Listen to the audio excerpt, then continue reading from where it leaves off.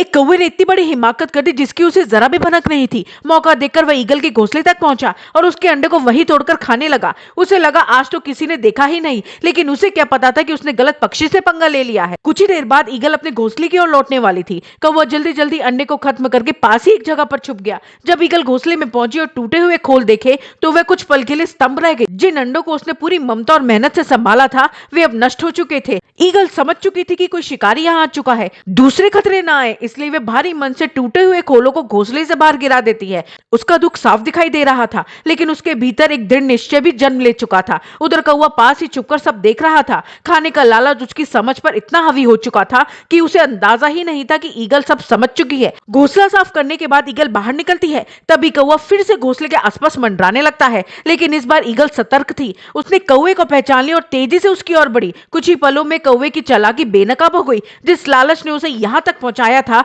वही उसकी सबसे बड़ी गलती बन गई। आज कौवा समझ गया था कि हर घोंसला आसान नहीं होता। इस साहसी और सतर्क ईगल माँ के लिए एक लाइक और चैनल को सब्सक्राइब जरूर करें।